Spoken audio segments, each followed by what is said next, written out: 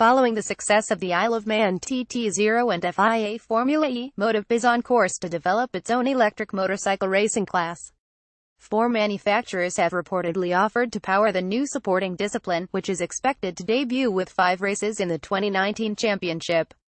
Intrinsically tied to the marketing of production models, the motorcycle racing world has just begun to scratch the surface of high-profile electric competition.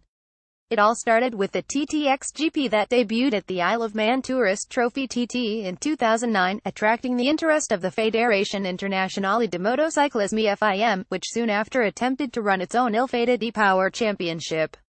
The result was a short period of controversy with competing events, until in 2013 the two sides finally joined forces to create the FIM-sanctioned Aero Racing World Cup, which once again failed to complete a full season and didn't ever resume.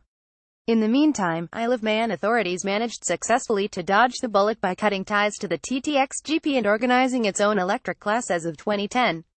The TT0 gradually cemented its place in the annual TT proceedings, attracting a small number of manufacturers and top riders like John McGuinness and Guy Martin that helped generate significant publicity for the battery-powered racing class. Similar attention has been drawn by the annual Pikes Peak International Hill Climb race in Colorado, where electric bikes found enough leeway to shine amidst petrol-powered competition.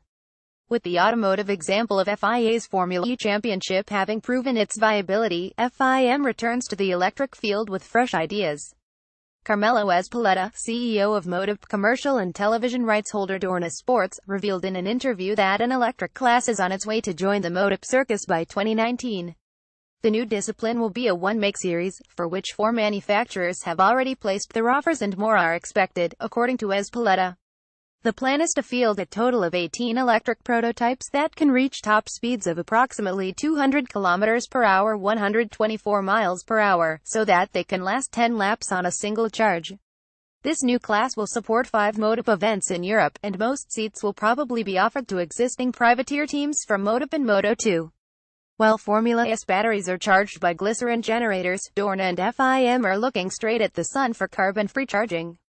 We want the batteries to be recharged from solar panels, not from generators like in other championships, said Ezpeleta. This way, we can leave something profitable for the circuits where the series races. This would be the second attempt by FIM to promote electric motorcycles to the general public, engulfing them right in the top level of international motorcycle racing.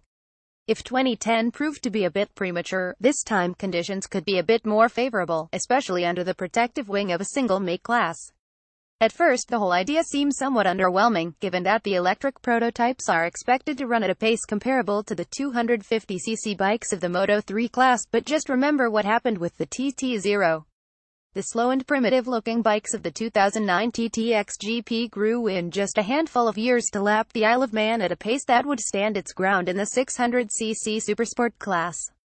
The lack of engineering competition that is inherent in any one-make series will probably slow down development, but the first target should be to create a permanent fixture in the MotoGP calendar, get audiences accustomed to the new, silent racing, and then let it loose when conditions are more favorable.